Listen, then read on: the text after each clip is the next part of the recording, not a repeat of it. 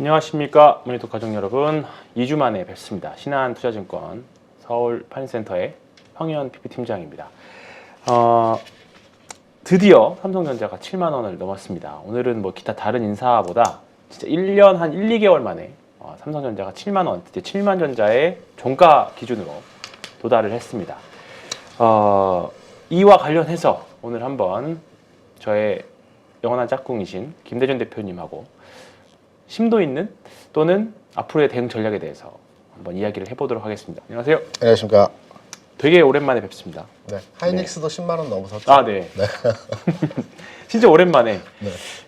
극단적인 솔직히 장세가 지금 이루어지고 있습니다. 그쵸. 올해 1분기 한 4월까지는 2차 전지만 엄청 갔었고, 네. 그리고 이제 4월 달, 그리고 이제 5월 달 들어서면서부터는 4월도 아니고 이제 5월 달 들어서면서부터는 삼성전자, 하이닉스가 거의 뭐 시장의 자금을 다 빨아들이고 있는, 오히려 더 극단적으로 빨아들이고 있죠. 그쵸. 네, 그런 흐름인데 한번 삼성전자, 하이닉스부터, 사실 저희가 2월달, 3월달 방송할 때 삼성전자 이제 매수 구간이라고 말씀을 드렸었는데 이제 드디어 추세 추종에도 부합하고 여러 가지 기술적인 분석이라던가 아직까지는 저희가 조금은 그래도 삼성전자, 하이닉스 예상한 대로 가고 있는 상황입니다. 요와 관련해가지고 사실 지금 굉장히 좀 의문사항들이 많으실 거예요. 뭐 저희 삼성전자와 하이닉스를 또 반도체 섹터를 저희만 다루는 게 아니라 여러 가지 방송 매체에서 다룰 건데 한번 또 들어보시고 매매에 참고하셔서 도움이 되는 오늘 찐시황이 되었으면 합니다. 지금부터 대표님의 이야기를 좀 듣고 저도 첨언해서 같이 시작해 보도록 하겠습니다. 네. 오늘 지수가 한 4포인트 정도 상승했죠. 네. 그리고 삼성전자, 하이닉스가 시장을 끌어가는 형태에서의 모습이 나타났습니다. 네. 하지만 시장의 내용적 측면을 우리가 조금 깊게 들여다보게 되면 삼성전자가 시가총액 비중이 한 16.5% 정도 됩니다. 네. 그리고 하이닉스가 시가총액 비중이 3.45% 됩니다. 두 종목 합쳐서 시가총액 전체 비중에서 20% 정도를 차지하거든요. 그렇죠. 네.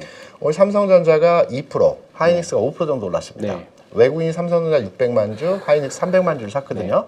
그러면 모든 종목이 보합이라고 가정을 하고요. 그렇죠. 삼성전자, 하이닉스만 오늘 주가 지수 측면에서 따져보면 대략 한 20포인트 정도가 상승하는 비율로의 계산값이 나옵니다. 그러면 우리 역산을 해서 삼성전자와 하이닉스를 제외한 나머지 종목들은 15포인트가 빠지는 장이었거든요. 그러니까 오늘 하락장입니다. 맞습니다. 결과적으로 보면 상승 종목이 하락 종목보다 월등히 적었죠. 그러면 외국인 투자자들 오늘 8천억을 샀어요. 많이 샀죠. 그렇죠. 9천억. 9천억. 종가에 또 막판에 좀 샀나 봐요. 더. 했나 봅니다. 외국인이 삼성전자, 하이닉스 비전이 좋아서 샀을까요? 한국을 산 거 아닐까요? 그렇죠. 한국을 샀다기보다도 한국과 미국 그리고 아시아, 범아시아에 대한 그 금리차 자금 시장에 대한 이 스프레드로 인한 자금이 유입되는 상황에서 이제 그 삼성 하이닉스를 샀거든요.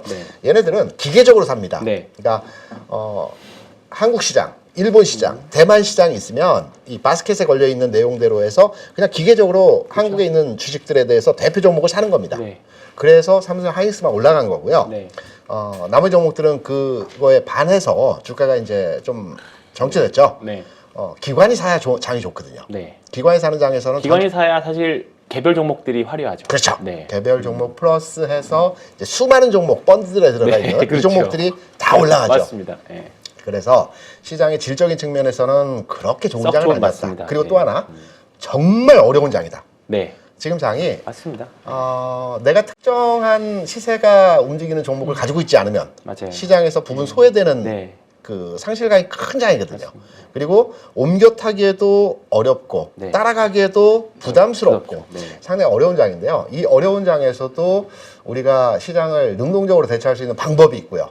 그리고 또 하나는 왜 그러면 외국인들이 삼성, 하이닉스 또 한국 시장에 대해 주식을 사는지 언제까지 살지 그리고 언제 매도를 할지 이 부분만 알고 있다라면 여기에 대한 우리가 대응 전략들을 세워가면서 시장에 대한 대처를 발빠르게 할 수가 있겠죠. 그래서 오늘은 이 부분에 대해서 한번 집중적으로 내용을 살펴보도록. 그걸 알 수 있나요? 알 수 있죠. 알 수 있습니다. 또 이 마바라의 향기가 진한 마바라의 향기가 느껴지죠. 그렇죠. 알 수가 있습니다.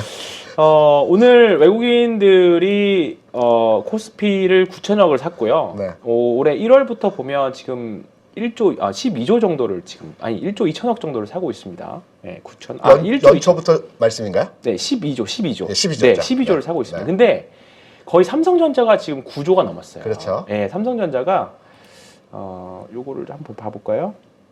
외국인, 그러니까 해외 자금이 일본 시장에 투여된 매수 자금이 얼마 정도 되신지 아십니까? 4월 달에 20조였고요. 5월 달에도 현재 진행형으로 대략 20조 정도를 사고 있습니다. 그러니까 범아시아 그리고 그 전체 조금 이따 말씀드리겠지만 금리 차로 인한 해외 자금이 지금 무차별적으로 오고 있는 상황이거든요. 범아시아라는 말은 사실 잘 안 쓰는데. 알겠습니다. 그렇죠. 삼성전자 한번 봐보면요. 네. 작년에 삼성전자를 외국인들이 10조를 팔았거든요. 네. 아니 10조가 아니라 9조 정도 팔았어요. 1년 동안? 1년 동안 작년에. 그걸 잠깐만 제가 말씀드리고 싶은 게 보면 작년 이거를 설정을 해서 놓고 보면 그러면 결과적으로 손절 쳤다가 높은 가격에 다시 산 거나요? 그렇죠. 맞습니다. 네. 작년에 보면 8.7조니까 거의 9조 가깝게 팔았어요. 1년 동안. 근데 1년 동안에 8.7조인데 요거를 9월 말까지로만 당겨서 보면요. 네. 여기가 10조가 넘어갑니다. 그러네요. 네. 그렇다는 말은 10월, 11월, 12월 달은 거의 2조 정도 산 거예요. 그리고 지금까지 보면 자, 볼게요. 7개월 동안 네, 10조. 지금 7개월 동안 작년 이제 10월부터 보면 되겠죠? 네. 작년 10월부터 작년 10월부터 보면 자, 13조 지금 사고 있습니다. 그러니까 작년에 팔았던 거 거의 다 대산 거예요. 근데 이게 희한하게도 10조를 샀는데 주식은 사실 1년 내내 샀잖아요. 네. 근데 삼성전자 보시면 사실 요 구간에 산 거잖아요. 요 구간에. 그렇죠. 근데 주가는 사실 많이 안 올랐어요. 그렇죠. 소위 말하는 매집의 과정을 거의 한 반년 정도 걸쳐져 있는 거거든요. 근데 요게 사실 딱 데칼코마니에요. 이게 삼성전자 외국인 투자자 매매 동향을 보면 2021년을 보면 거의 한 6개월에서 반년에 걸쳐서 그때는 딱 지금과 완전 데칼코마니로 내내 팔았어요. 네. 그리고 다 팔고 나니까 주가 확 밀렸죠. 그렇죠. 그러면 지금 반대로 상반기 내내 삼성전자 쭉 사고 지수가 항상 올라가기 시작하는 거거든요.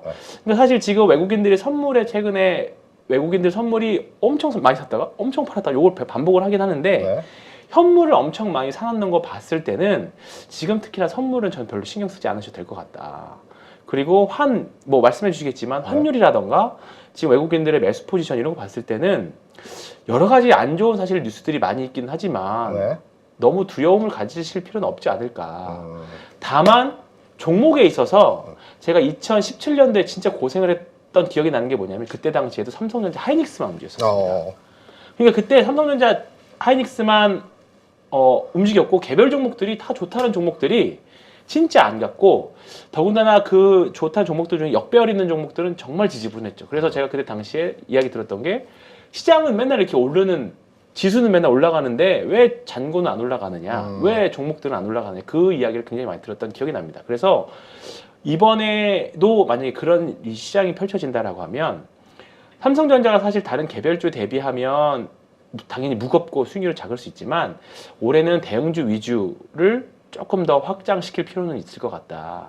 또는 추세가 꺾여져 있는 종목들을 함부로 매매해서는 안 될 것 같다는 생각이 굉장히 좀 들거든요.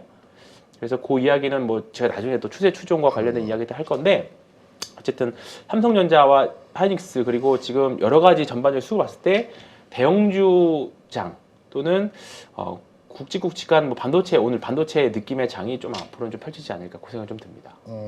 저는 부분 동의하지만 상당 부분에 있어서는 좀 동의하지 못하는 부분이 있어서 대형주, 그러니까 핵심 대형주라고 말하는 큰 주식들 있죠.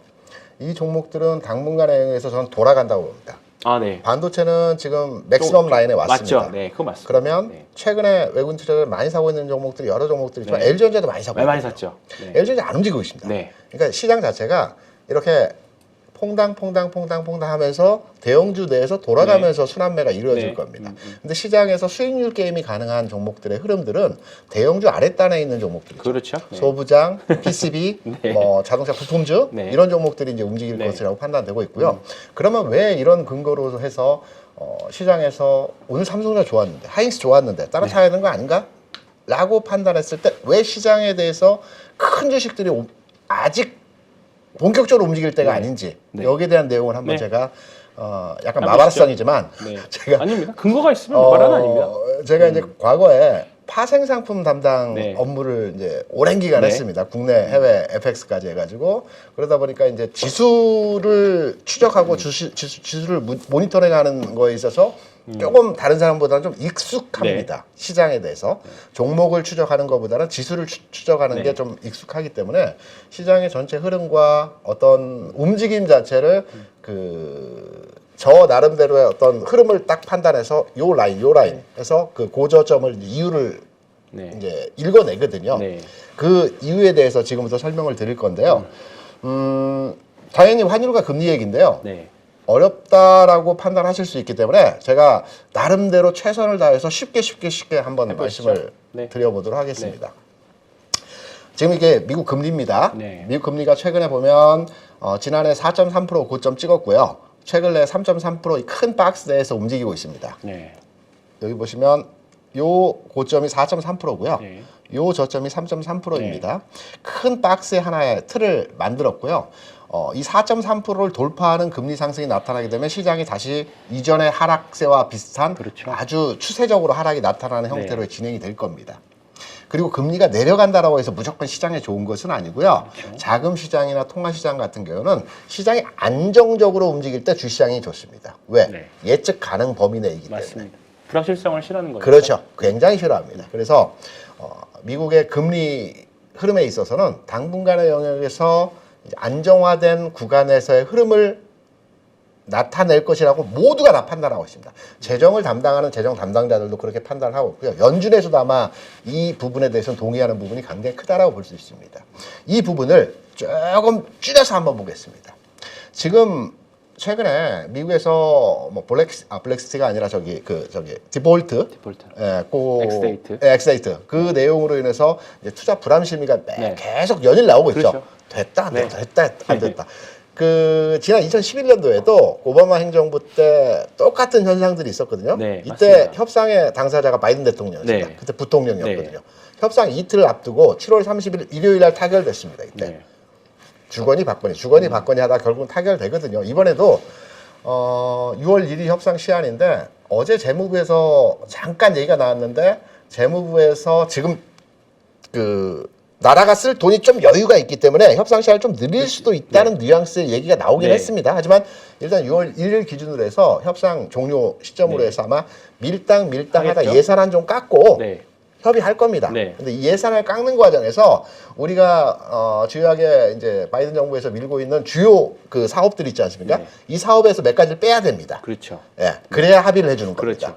그래서 이 빠진 부분에 대한 주가 영향력이 시장에 이제 충격을 줄 수 있다라고 판단이 되기 때문에 우리가 시장에 대해서 이 부채 한도를 깊이 있게 보는 거지 타결이 되고 안 되고는 시장에서 문제가 아닙니다. 이거는 뭐가 빠지느냐 이 문제인 거고요. 후행적으로 사실 지나고 나면 만약 이 이슈로 빠진다라고 하면 또 나중에 뭐 몇 년 뒤에 또는 내년에 부채 한도 협상할 때 2022년, 2023년의 부채 한도는 결국은 매수 기회였다. 이렇게 될 확률은 굉장히 높거든요. 그렇죠. 맞습니다. 근데 다시 금리로 돌아와서 최근에 미국의 금리가 이런 불안 심리 때문에 안전자산에 돈을 투자해야 된다. 이런 심리가 발동을 하죠. 왜? 미국이 디폴트래. 그러면 돈 가장 안전한 데에다 묻어둬야 되지 않습니까? 우리 같은 경우는 금을 사죠, 보통.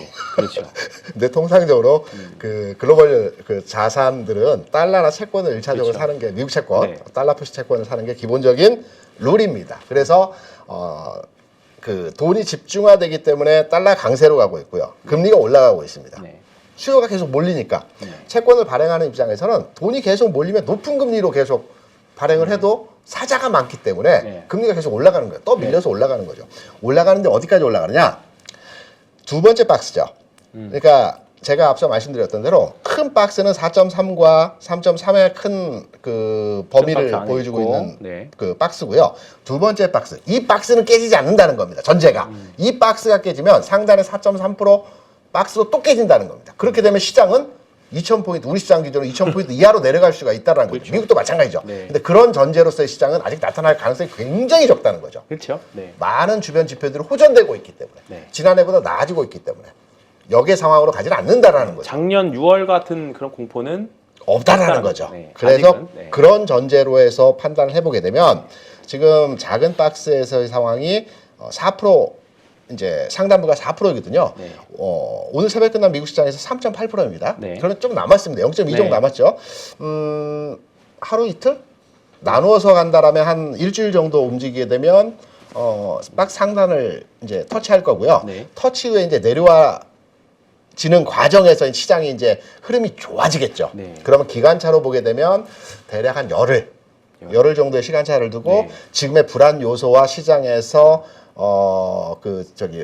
이렇게 우리가 이제 시장 부채 한도든 뭐든 금리가 올라가고 네. 달러 강세로 가고 이런 등등등등의 내용들이 영향을 주는 요인들이 한 열흘 정도 더 지속이 될 것 같습니다. 네. 쉽게 말씀드려 오늘같이 특정 종목의 지수 관련 비중이 큰 종목들이 장을 움직이고 나머지 종목들은 조금 정체되는 네. 이런 장이 한 최대 열흘 정도는 더 진행될 수 있다라는 겁니다. 그런 점에서 아까 제 얘기와는 좀 다를 수 있다. 네, 그렇죠. 네. 대형주 내에서도 삼성전자가 앞서 말씀드렸지만 삼성전자, 하이닉스가 오늘 같은 상승률이 매일매일 나타나게 되면 지수가 20포인트씩 계속 올라가는 겁니다. 네. 다른 종목들은 보합이면. 네. 그러면 지수가 열흘 정도 올라가게 되면 한 200포인트 올라가죠. 그렇죠. 그러면 지금 지수가 2,700. 네. 거의 뭐 네. 굉장히 가파르가 네. 그런 시장은 있을 수가 없죠. 없고요. 네, 단기간에. 종목은 돌아갈 겁니다. 네. 삼성전자, 하이닉스가 이제 단기적으로 보면 그러니까 단기 넥 라인에 왔습니다. 네. 그러니까 매물권에 들어왔거든요. 과열권 그렇죠. 라인에도 왔고 가격적으로도 그렇죠. 많이 올라. 그러면 앞서 말씀드렸던 LG전자 같은 종목들이 외국인들이 계속 사고 있어요. 있죠. 네. 4월 초부터 계속해서 사고 있습니다. 그런데 주가는 안 움직입니다. 네. 그러면 요 종목들로 시세가 또 움직여갑니다. 네. 삼성 하이닉스는 좀 쉬고 LG전자 좀 올라가고 지수는 그러면 크게 안 움직이면서 종목 간의 순환매가 이루어지는 거죠. 그래서 금리는 이런 상태에서의 상황이 나타나는 거고요. 제가 옆에 이렇게 글로 써놓은 것들은 이 부연의 설명에 대한 내용들이고 이유에 대한 근거로서의 텍스트로 여러분께 정리해드린 내용입니다. 제가 말로 설명드린 부분은 핵심적인 내용을 뽑아서 설명을 드린 부분입니다. 네. 금리에 대한 전제가 열흘 정도의 상황 하에서 중단 박스 상단을 터치하는 과정에서의 네. 진행이 나타날 것이다. 이때는 시장 불안 요소의 심리가 계속 작용될 것이다. 네. 첫 번째. 네. 두 번째. 외국인들이 오늘 9천억? 네. 삼성 하이닉스 기계적으로 담았죠. 네.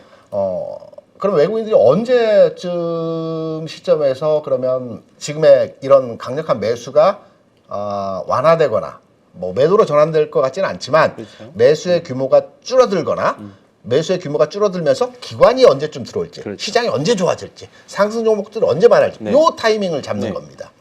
기관이 들어와야 결국은 개인들이 좋아하는 시장이 그렇죠. 이루어지잖아요. 맞습니다. 맞습니다. 그러면 지금 보이시는 요 그림은 한국하고 미국하고 10년물 공이 동일한 금리 상황에서의 흐름입니다. 지금 보시게 되면 외국인들이 어제 오늘 왜 강력하게 아무런 재료나 이슈가 없는 상황 하에서도 우리 시장에서 9천억 가까이 매수했을까요? 금리 차입니다.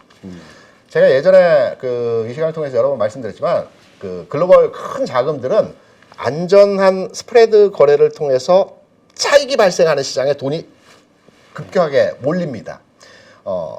지금 이제 전체 시장에 대한 분위기를 얘기할 때 6월 13, 14일 날 FOMC 회의가 있습니다. 뭐 동결에 대한 가능성들이 네. 큽니다. 물론 인상할 수도 있지만 네. 인상하더라도 0.25고요. 그렇죠. 동결 여지도 있습니다. 그리고 미국이 GDP 성장률이 오늘 새벽에 나왔죠. 1.1%를 예상을 했는데 1.3%가 나왔습니다. 물론 어제 금통위에서 한국에 대한 경제 성장률을 1.4% 수준으로 낮추긴 했지만 대략적인 시장을 판단하는 모든 사람들이 올해 경기는 작년의 경기 수준보다는 그래도 좀 나아질 것이라는 측면에서의 관측을 하는 사람들이 많습니다. 우리나라 경기는 반도체 수출이나 등등등의 이유로 인해서 글로벌 국가들의 성장률에 비해서 조금 더디죠. 진행될 수 있습니다. 하지만 이것도 중국과의 반도체 수출이 다시 재개가 되면 바로 살아날 수 있는 그렇죠. 상황이기 때문에 네. 변수들이 항상 있는 네. 지금 내용이라고 볼 수가 있겠고요. 올해 경기는 지난해 경기보다는 좀 나아질 것이라는 측면으로 보는 사람들이 많습니다. 아직은 더 많죠. 네. 그러면 이렇게 내가 해외에 헤지 펀드를 몇 조. 일경 이렇게 운영하는 매니저예요. 사이즈가 다르시고. 네, 매니저. 일경. 네. 근데 돈을 투자해야 되는데 내 마음대로 리스크 있는 상품에 투자할 수 없거든요. 그렇죠. 네. 딱 봐서 안전하면서도 분명하게 먹을 수 있는 시장에 들어가야 그렇죠. 되거든요. 시간은 관계 없습니다. 그렇죠. 그러면 전체 글로벌 시장에서의 경기가 완전하게 좋아지진 않겠지만 바닥은 찍은 상태에서 플랫하게 연착륙하는 과정에서 시장이 나타난다고 한다면 선진국들이 경제가 빠르게 제자리로 갈까요? 아니면 신흥국들이 먼저 갈까요? 선진국이 신흥국이 먼저 가죠. 성장률 면에서 보면. 그렇죠. 네. 성장률. 그러니까 네. 바닥 찍고 리바운딩이 나오는 이 폭은 선진국은 안정적으로 그렇죠. 올라가는 방면에 그 신흥국들 개발도상국은 아니지만 우리나라를 포함해서 뭐 이머징 마켓 수준은 아니지만 이러한 나라들의 폭이 더 큽니다. 그래서 그렇죠. 그러면 당연히 돈을 투자할 때 선진국에 투자하지 않고 좀 상승폭이 큰 그 신흥국에 투자하게 되거든요. 돈을. 그러면 경기가 안정화되는 상황에서의 흐름이 나타나면 금리가 내려가게 돼 있습니다. 그렇죠. 지금 리바운딩이 나왔던 금리가 제자리 걸음으로 가게 돼 있거든요. 그럼 이 과정에서 앞서 말씀드렸던 한국의 금리, 10년물 금리를 보게 되면 우리는 기본이 3년물입니다. 지금 현재 오늘 어제 굉장히 세게 올라갔거든요. 3.67입니다. 미국은 3.82입니다. 한국은 코로나 이전에 평균 금리 수준이 2%에서 2.5%입니다. 그리고 10년물은 3.35% 수준입니다. 이 갭입니다.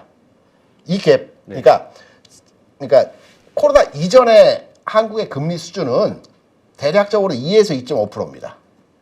써드려야 되겠죠.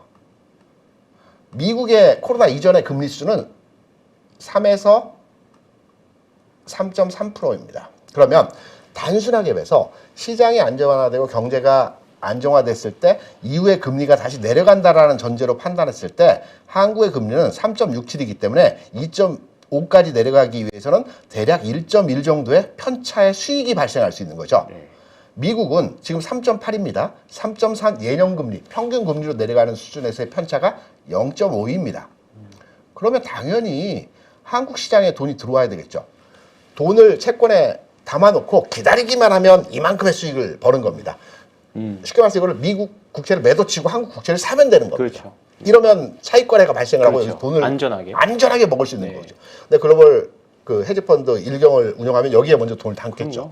우리보다 더 안전한 게 일본입니다. 그렇죠. 일본이 최근에 여러 번 말씀드렸지만 구로다 총재, 그러니까 저기 중앙은행 총재에서 우에다 총리로 바뀌었거든요.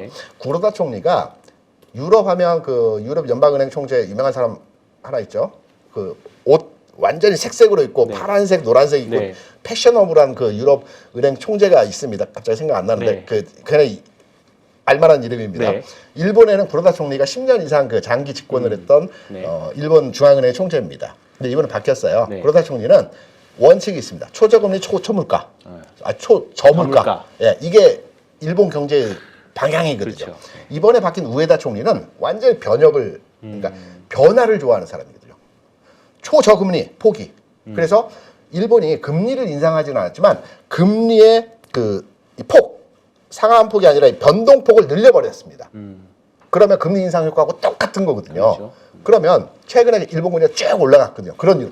일본이 기준금리는 마이너스 금리입니다. 제로 금리거든요. 근데 실제로 금리는 이 변동폭을 증가시키면서 금리가 올라가 버렸습니다. 통화 정책도 기존에 타이트한 통화 정책에서 완화된 정책으로 펴버렸습니다. 외국인들이 아주 좋아하는 거죠. 그렇죠. 편차가 생겼기 때문에. 그렇죠. 변동성이 생겼어요. 네. 요 갭이 생겼기 때문에 돈 먹을 수 있는 갭인데 일본 시장에 4월에 20조, 5월에도 20조 이상 들어간 겁니다. 한국 시장도 4월에 2조 원 들어왔습니다. 외국인들이. 5월에도 2조 원 이상 들어오고 있습니다. 왜? 폭이 있기 때문에 그런 거죠. 그럼 이 폭이 언제까지 진행될 것이냐 요거 판단하면 외국인들이 하이닉스, 삼성전자, LG전자 뭐 등등등을 사는 이런 돌아가면서 순환매가 언제까지 이루어질지를 알 수 있겠죠. 앞서 말씀드린 미국의 금리가 4% 수준, 열흘이라고 그랬죠.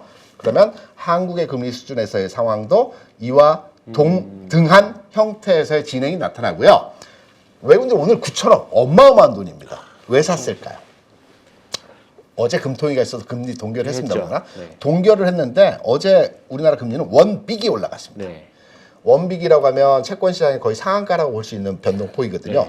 오늘도 갭 상승해서 급등했습니다. 그러면 편차가 어제 오늘에서 미국의 이 최근에 채권 시장에서의 이 편차와 비교해서 우리의 금리 편차가 굉장히 커져버렸죠. 확대가 돼버렸어요. 먹을 게 더 생겨버린 거죠. 그래서 돈이 더 들어오는 겁니다. 공짜니까. 그래서 이렇게 들어오는 그 상황에서의 그 전체 그 흐름들이 진행됐던 거고요. 마찬가지로 여기 내용들은 한번 시간 나실 때 쭉 읽어보시면 됩니다. 요거까지 제가 텍스트이기 때문에 뭐 굳이 책 읽듯이 읽을 필요는 없다고 보고 있고요. 기관이 언제 들어오냐 이게 중요하겠죠. 그렇죠. 기관이 언제? 왜 기관이 들어온 장이 우리가 수익 날 수 있는 장이에요. 요겁니다. 미국 달러 인덱스, 달러 지수입니다. 그 달러 지수는 원달러와 아주 연동이 강한 흐름이 그렇죠. 진행이 되고 있거든요. 어제 기관들이 팔았습니다. 오늘도 그렇게 기관들이 시장에 여의치 않았어요. 왜 그럴까요? 환율이 올라가기 때문에 그렇죠. 합니다. 맞습니다. 환율이 저희 이제 파리오 TV에 그 애청자분께서 이제 그 종목 상담을 올려주셨는데 이분이 엔비디아를 이제 말씀해 주셨다가 조금 이따 엔비디아를 마감 근처에서 말씀을 드리겠지만 해외에 이제 지금 투자된 자산이 그 기관하고 개인 포함해서 한 45조 정도 된다라고 합니다. 엔비디아가 12조 정도 투자되어 있어요. 물론 연기금 투자금이 굉장히 대다수 있겠지만 개인도 한 8,500억 정도 엔비디아에 투자돼 있거든요. 그래서 그 해외 자산 변동에 대해서 국내 자산과의 그 괴리율로 인해서 환율의 변동에 따라서 국내 주식을 줄이고 뭐 이런 과정들이 진행되면서 환율이 올라가게 되면 기관들은 자동적으로 기계적으로 한국 주식을 팔 수밖에 없습니다. 그런 과정의 선상에 진행이 되기 때문에 미국의 달러 인덱스 상황에서의 흐름을 보게 되면 이 달러 인덱스도 당연히 박스권에서의 지금 흐름이 진행되고 있습니다. 앞서 황치환이가 제가 뭐라고 했죠? 금융시장은 예측 범위 가능 내에서의 흐름이 주시장에 굉장히 좋은 그 움직임이고 그리고 움직임 자체가 안정적으로 크게 방향을 가지고 움직이는 것보다 박스 내에서 움직이는 시장을 주시장은 굉장히 좋아한다. 금융시장은 딱 두 가지밖에 없습니다. 주식시장은 이제 금융시장이긴 하지만 노내 작은 시장이고요. 자금 시장과 통화 시장. 자금 시장은 채권, 통화 시장은 우리가 할 때 뭐 달러든 엔화든 유로화든 이게 통화 시장입니다. 제일 큽니다. 주식시장이 17배, 25배 정도 됩니다. 각각의 시장이 글로벌리 보면. 그러면 지금 달러 지수를 보게 되면 상단부까지 이제 터치해야 되거든요. 터치해야 되는 과정에 기간이 남았습니다. 터치하고 내려오겠죠. 그러면 원달러 기준으로 해서 1360원입니다. 지금 1320원대 하고 있습니다. 우리나라 원달러를 보게 되면 이렇게 한번 말씀드리죠. 이렇게 해서 이렇게 돼 있습니다. 이게 1340원입니다. 그렇죠. 1340원인데 사람들이 이제 1340원이 지켜주겠구나. 왜? 지난번에 고점 한번 찍었고 이번에도 고점 찍고 내려왔다가 지금 올라가고 있지만 이 고점 가면 다시 두들겨 맞을 거야 라고 생각하지만 달러 인덱스의 상황을 보게 되면 1340원 한번 돌파될 겁니다. 위로. 이때 한번 휘청하겠죠. 시장이. 출렁할 겁니다. 아차 할 겁니다. 이게 휩소입니다. 페인트거든요. 이 페인트가 한번 나올 거고요. 이 과정에서 1340원 돌파하고 1360원까지 갔다가 여기서 꺾일 겁니다. 아, 이건 예측인데.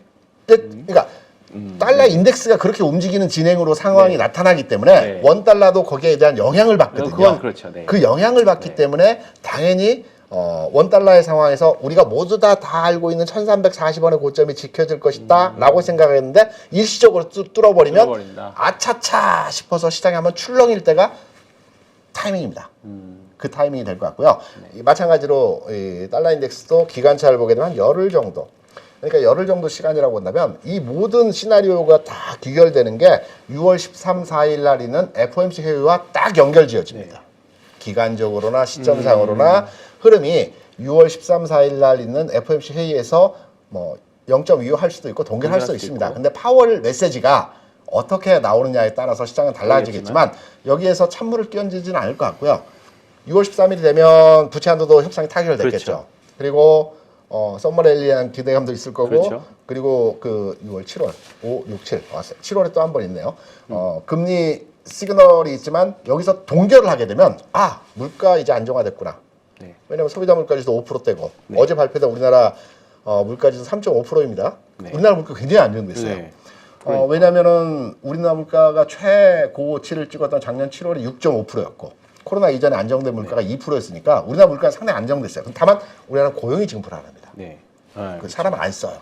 이게 이제 그 우리나라 올해의 경제 정책을 보면서 이제 물가는 비교적 안정돼 있는데 경제 자체가 사람들 고용을 안 하기 때문에 고용시장이 약간 흔들리는 부분이 있습니다. 미국은 우리하고 반대죠.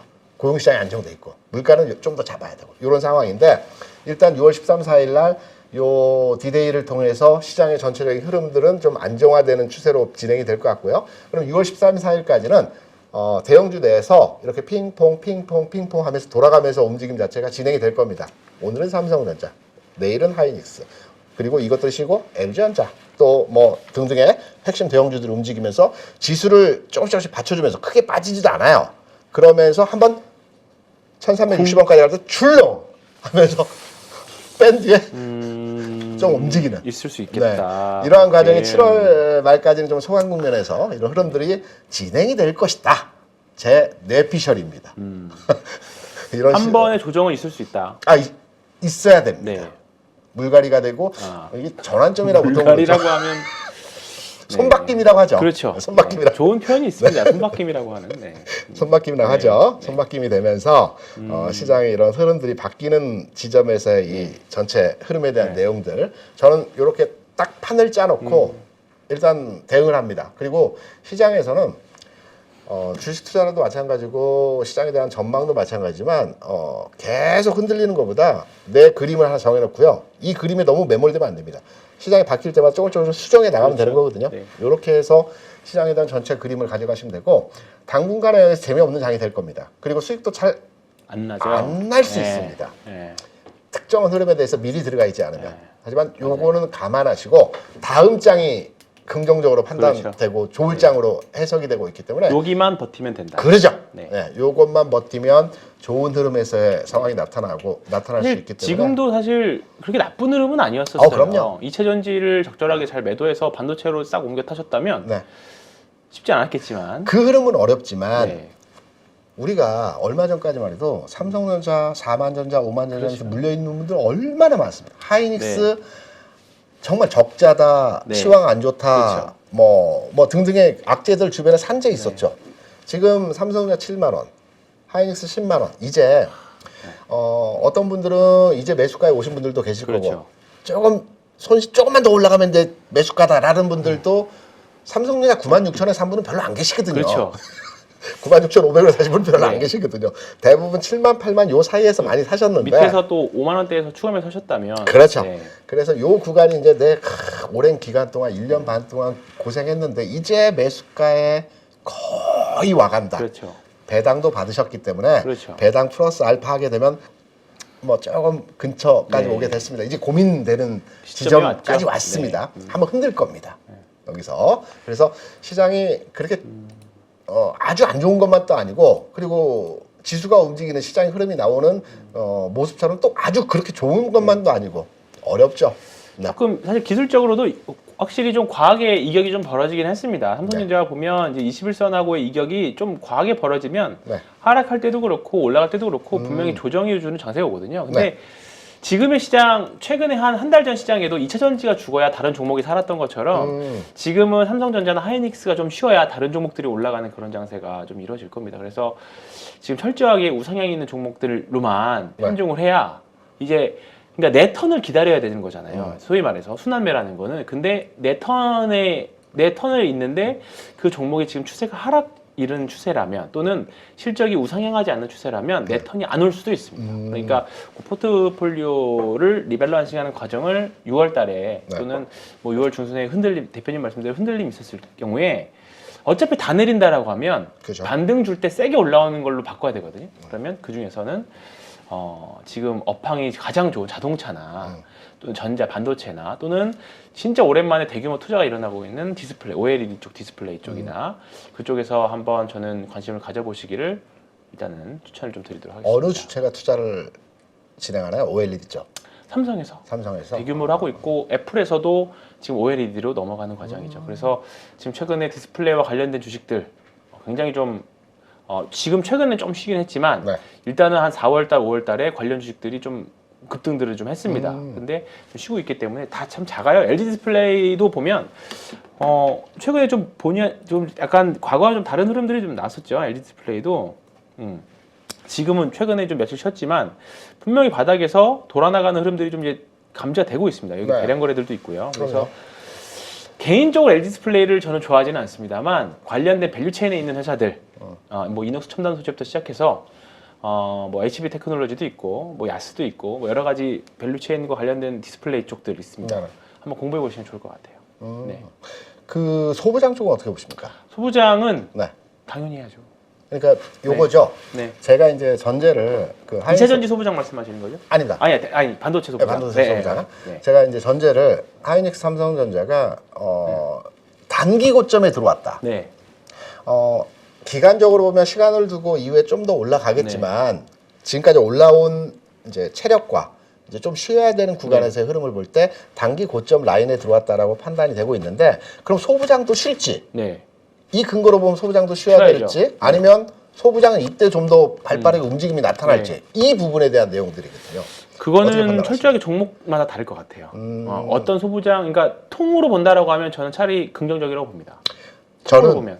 생각이 이렇습니다. 그러니까 전제가 제가 앞에 모두의 이제 시장에 대한 부분을 말씀드리면서 삼성전자, LG전자 등등의 핵심 대형주 중심으로 해서 돌아가면서 움직임이 나타나는데 그 아랫단에 있는 소부장, PCB 부품주들은 계속 갈 거라고 보고 있습니다. 그러니까 쉬는데 가격으로 쉬지 않고요. 하루 기간으로. 이틀 잠깐 눌림목 그리고 또 네. 잠깐 눌림목 또 그래서 저는 지금 현재 주식을 사야 된다고 본다면 소부장 내에서 종목들 네. 그리고 PCB 종목들 네. 그리고 부품주들 네. 요 내에서 주식을 지금 내가 여력이 있다면 요 내에서 매수를 해야 된다라는 측면이 측면에 이제 뭐 생각을 가지고 있습니다. 말씀하셨던 것처럼 최근에 뭐 이스페타시스 오늘 많이 급등이 나왔었고, 오늘 셌죠. 엄청 셌었고, 그 다음에 심택이 오늘 저는 안 봤는데 심택 한번 봐볼까요? 심택은 여전히 좀 재미가 없네. 이런 종목들이거든요. 사실 심택은 여전히 아직 추세를 돌리는 흐름은 아니잖아요. 네. 그죠? 근데 이수페타시스는 이미 앞에서 먼저 여기서부터 먼저 돌아가는 흐름들이 나왔었어요. 그러니까 추세 관련 주식을 매매를 하실 때, 그러니까 심택이 지금 사실 뭐 저희가 방송 전에 얘기했었던 주성 엔지니어링 같은 종목들 있잖아요. 이것도 사실 밸류에이션을 보면 굉장히 싼 종목들인데, 그러니까 센 놈들이 지금 더 셉니다. 그렇죠. 네. 동진 세미컴 한번 봐주시겠습니까?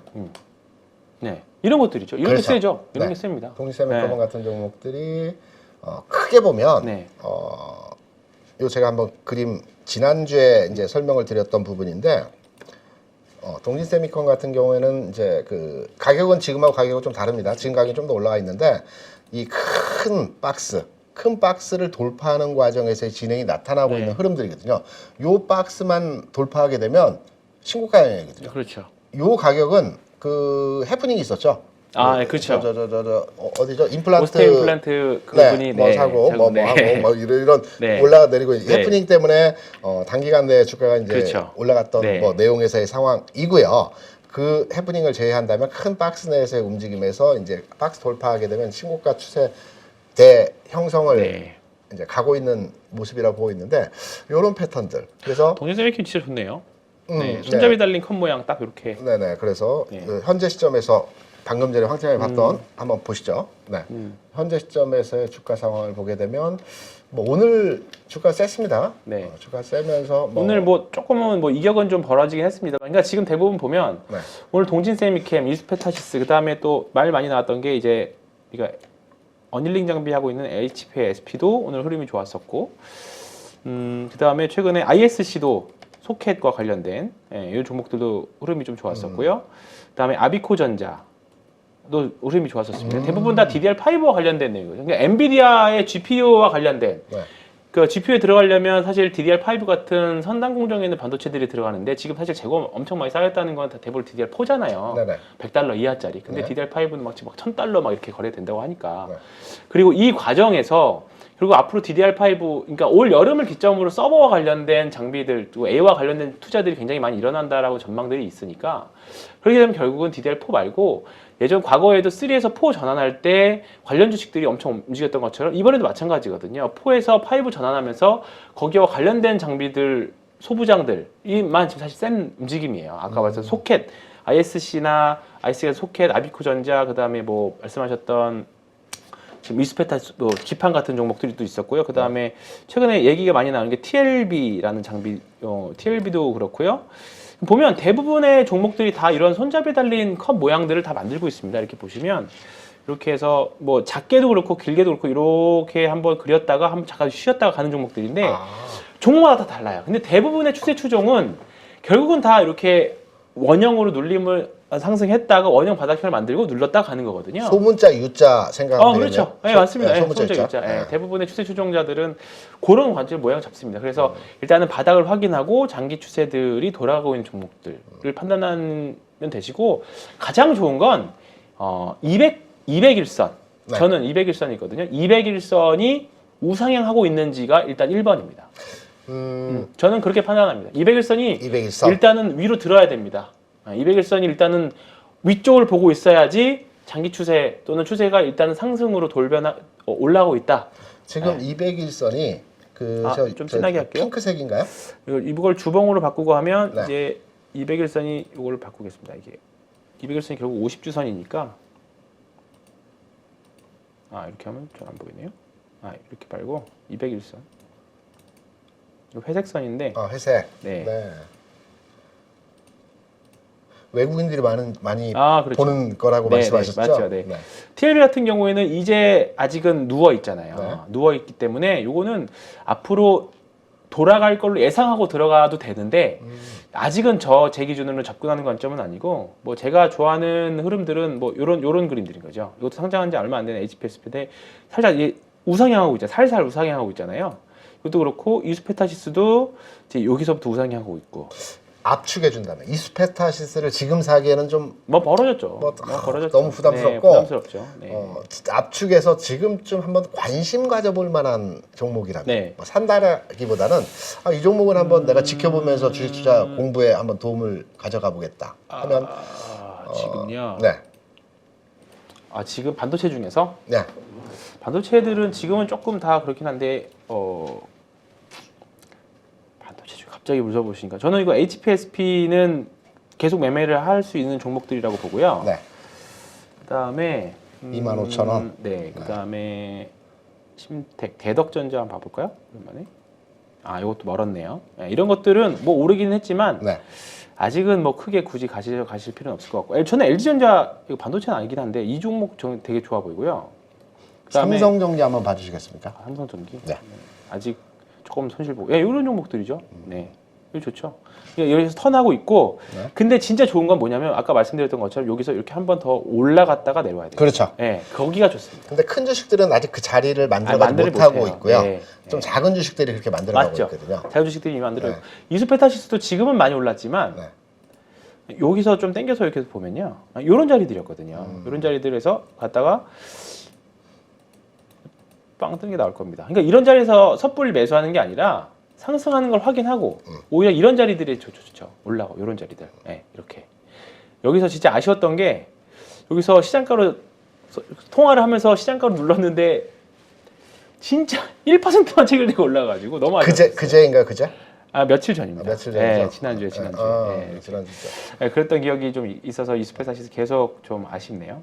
그래서 그렇고 TLB도 그렇고 종목들이 좀 많이 있기는 한데 좀 거래량도 좀 작아서 그건 나중에 좀 말씀드리고. 일단 소부장에 대해서는 관심권에 두고 언급된 종목 위주로 해서 한번 지켜보는 것도 괜찮겠다라고 판단하고 저는 소부장 내에서 동진세무컴 모습이 좋습니다. 괜찮고 오늘 주가가 또 그리고 최근에 주가가 한 7, 8, 9% 정도의 그 강한 상승이 나와서 좀 부담스러울 자리일 수도 있겠지만 큰 박스 내에서의 흐름을 전환하는 형태에서 가격이 진행되고 있다라는 측면에서 딱 찍어서 판단하는 동지세미컴 같은 종목에 대해서 관심을 가져도 되겠다라고. 그러니까 검색을 해 보시면 사실 많이 나오잖아요. 검색을 많이 나오는데 그 중에서 저는 올해 특히나 뭐 기술적도 중요하긴 하지만 매출의 성장성이 좀 유독 나오는 종목들을 위주로 좀 많이 보셨으면 좋겠고 DDR5와 관련된 종목들. 그러니까 지금 말씀드렸던 게 대부분입니다. 하나마이크론, 한양디지텍, 그다음에 아비코전자, ISC, 해성DS, 심텍, 대덕전자,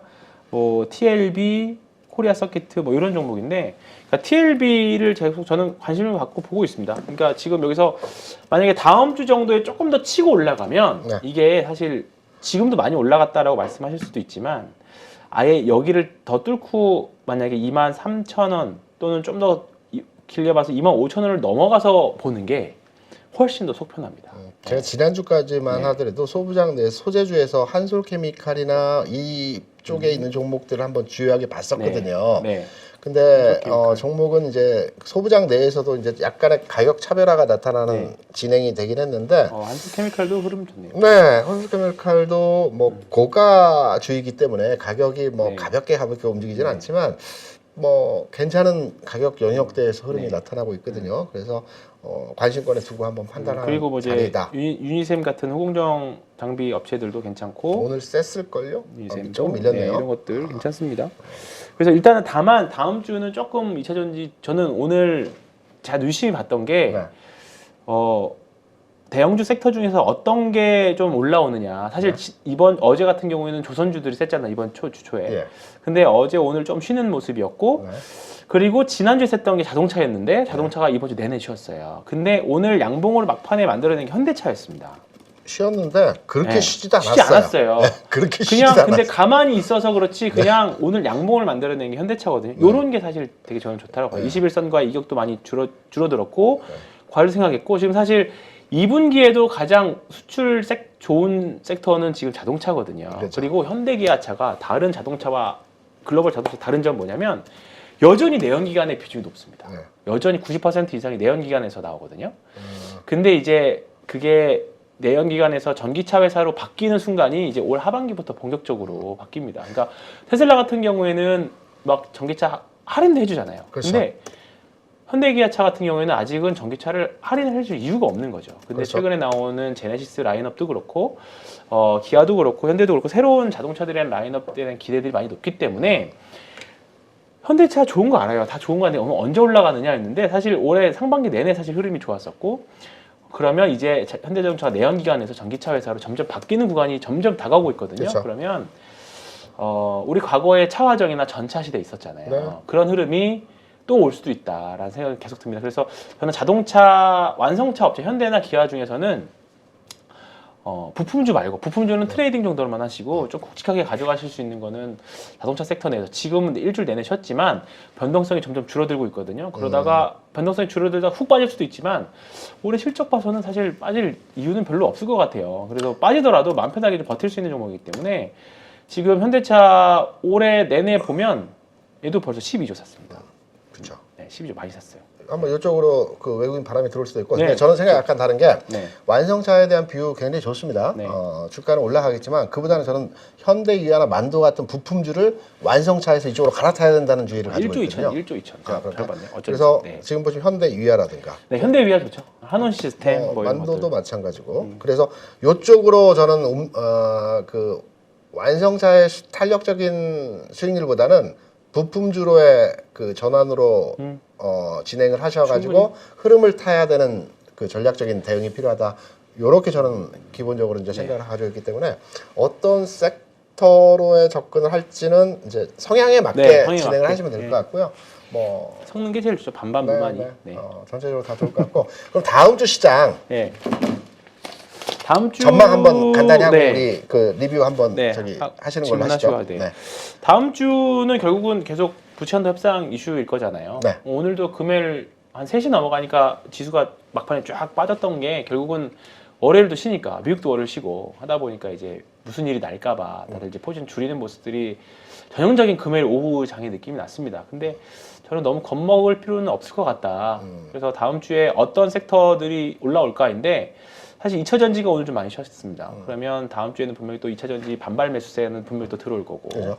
그러면 또 다른 종목들 좀 쉴 거고 그러면 결국은 다음 주도 계속 종목장일 건데 지금 사실 거래량도 많이 줄어 있고 변동성도 점점 줄어요. 오늘 진짜 그저께인가요? 정말 재미없었거든요. 그러니까 다음 주도 사실 재미없을 수도 있습니다. 그러니까 사실 지금은 테마주도 일부 섞어야 되고요. 네. 뭔가 적극적으로 하실 거면. 근데 그게 아니라고 하면 조금 한 걸음 뛰어나서 지금 사실 막 적극적으로 달려들어도 먹을 게 사실 많이 없고 없어요. 그러니까 저도 여기 다른 여기 방송 나가면서 요즘 종목 뭐 보세요 하면 뭐 추천하지 그러면 추천할 게 별로 없다고 막 그러더라고요. 그러니까 지금 다들 직원들도 그렇고 소위 말하는 전문가분들이 다 조금 힘들어합니다. 이게 역대급으로 정말 판단하기도 어렵고 어려운 장이에요. 그러니까 지금 부채한도 협상 자체가 여러 가지 과거에는 다 해결이 됐었지만 고금리 상태에서 부채한도 협상이 일어난 거는 또 처음이거든요. 그러니까 이런 부분들이 발목 잡는 부분들이 많이 있어요. 그러니까 지금은 적극적으로 대응을 하실 거면 정말 머리가 아프실 겁니다. 그래서 아니면 일정 부분 현금을 좀 갖고 있으시면서 그것도 괜찮죠. 네, 그런 부분들 그러니까 많이 꼬이는데 어쨌든 저는 크게는 자동차, 반도체, 그다음에 2차 전지에서 조금 매매, 예, 뭐 그 정도. 그다음에 일부 바이오 섹터들. 다음 주에 아스코이가 있기 때문에 아마케가 있기 때문에 지금 뭐 오늘 앱클론이라던가 네. 뭐 여러 가지 유한양행이라던가 좀 긍정적인 발표를 예상하는 회사들이 몇 개 있습니다. 그래서 그거 요즘에는 하도 정보들이 빨라서 네. 예, 검색해 보시면 그래도 다음 주도 해볼만 하지 않을까. 너무 겁먹으실 필요는 없다. 저도 황대하는 얘기에 상당히 동의하고요. 다음 주 시장에서도 크게 재미는 없을 것 같기 때문에 이런 장에서는 당장 시장이 뭐 크게 변화 있고 그러지 않기 때문에 주식을 다 들고 가면 부담스럽죠. 무겁거든요. 무겁죠. 네. 시대 계속 쳐다보게 되고 그러면 네. 일부 덜어내도 네. 분명하게 그러니까 저점에 산다는 게 아니라 네. 기다렸다가 그 가격에 다시 살 수 있는 지점에 그 시점을 틀림없이 주기 때문에 오죠. 네, 오죠. 이럴 때는 네. 좀 마음의 부담을 더는 차원에서 현금화 시켜놓고 한번 다시 매매하고 이런 형태의 그 전략도 상당히 필요한 다음 주 장이 될 것 같습니다. 시장은 그렇게 재미있을 것 같지는 않습니다. 하지만 기다림의 과정을 통해서 뭐 좋은 장의 형태가 오기를 이제 뭐 우리가 준비하는 이런 뭐 시기가 될 거라고 다음 주 시장에 대해서 저도 황태랑 동의하는 부분에서 설명을 드리고요. 질문. 오늘 엔비디아. 저기 그 애청자분께서 그 아이디가 이제 한자로 내셨는데 정상수 성함이신지 아니면 닉네임이신지 모르겠지만 한자로 돼 있으십니다. 엔비디아 120% 정도 수익이 냈는데 저는 이런 게 참 좋습니다. 그러니까 네. 대부분 손실이 났는데요.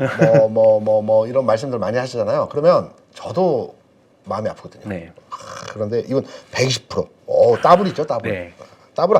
주식 투자하면서 더블은 한번 먹어봐야 됩니다. 그럼요. 네. 네. 120% 정도 수익이 냈는데 매도 어쩔지요. 배당이 없는 주라서. 엔비디아가 배당이 없지는 않습니다. 굉장히 작게 주죠. 네. 0.1%, 0.2% 뭐 이 정도입니다. 네. 근데 미국의 주식들이 꼭 엔비디아만 배당이 이렇게 극단적으로 작은 게 아니고요. 뭐 테슬라도 배당이 없습니다. 거의. 그렇죠. 네. 뭐 애플, 구글 뭐 이런 회사들이 성장 주식들은 대부분 배당이 없습니다. 없죠. 근데 얘네들이 정말 주가가 제일 잘하는 게 뭐냐면 배당은 잘 안 줘요. 네. 근데 이번에 애플도 그랬죠. 애플이 1년에 150조 정도를 벌어요. 네. 영업이익으로. 네. 120조를 자사주 매입. 자사주매에서 네. 속아게 그렇죠. 버립니다. 네. 배당보다 훨씬 낫죠. 네. 그래서 엔비디아를 이제 지금 현재 수익이 좀 나신 상태인데 매도할까요? 아니면 어떻게 할까요? 라고 물어보셨는데 제가 시간이 있어가지고 관련한 내용을 한번 잠깐 정리를 해봤습니다. 엔비디아 이제 국내 투자자분들이 좋아하는 주식 4위입니다. 네. 전 세계 시총 6위. 네. 네. 그 편입비 중에 4위고요. 뭐 애플, 테슬라, 그다음에 TQ? TQQ. TQ 이거 가지고 계시고 그다음에 엔비디아. TQQ. 3인가요? 네. 엔비디아 이렇게 가지고 계시는데 최근에 많이 파셨어요. 네. 이번에 급등 바로 직전에 4월에 지금 보시면 그 4월에 엔비디아에 대해서 2,500억 정도를 매도를 했습니다. 그리고 이 매도된 자금들이 테슬라를 샀어요. 네. 테슬라는 이때 좀 정체됐죠. 근데 엔비디아가 언제부터 올라갔냐? 엔비디아가 전 고점이 저 앞에 지난해 고점이 330불입니다.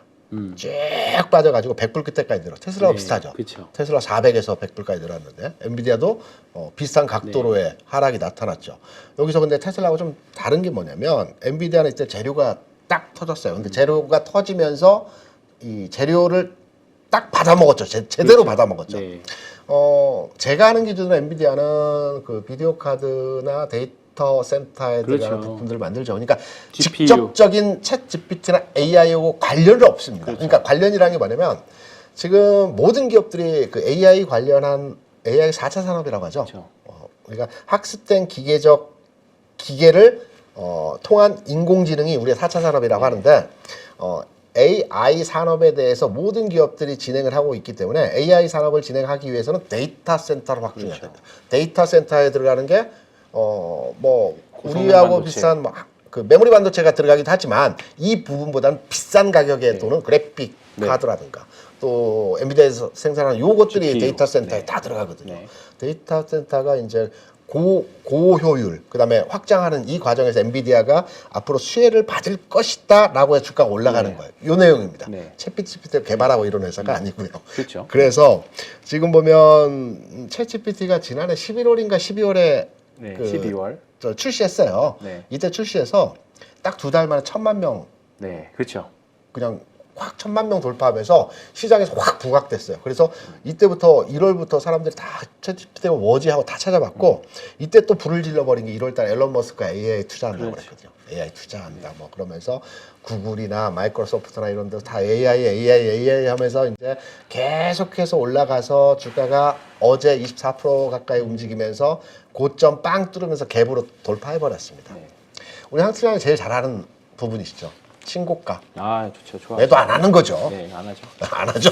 이번에 사실 엔비디아가 긍정적이었던 거는 실적도 실적이었지만 가이던스를 굉장히 많이 월가에서 예상한 것보다 훨씬 더 많은 가이던스. 그러니까 2분기에 우리가 GPU를 얼마큼 더 팔겠다. 그걸 더 훨씬 더 한 2배 정도 더 많이 줬습니다. 그러니까 그렇다 보니까 GPU에 들어가는 DDR5 같은 반도체들 지금 삼성전자 사실 그런 뭐 우리가 다른 수급적인 이야기도 했지만 결국은 엔비디아 GPU를 돌리려면 AI 반도체와 관련된 주식들, 그러니까 우리나라 지금 관련된 주식들만 사실 올라가고 있거든요. 그러니까 그런 부분들이 더 크게 작용했다라고 보고 있습니다. 그래서 사실 갭이 너무 많이 떠서 지금부터는 사실 그 100%가 넘은 주식에 대해서 저희들이 뭐 왈가왈부할 수가 없습니다. 이거는 지금부터 개인적인 성향이고 저는 이 정상수 어떻게 또 세상이 바뀔지 모르기 때문에 정상수 이분에게 이렇게 조언을 드리고 싶습니다.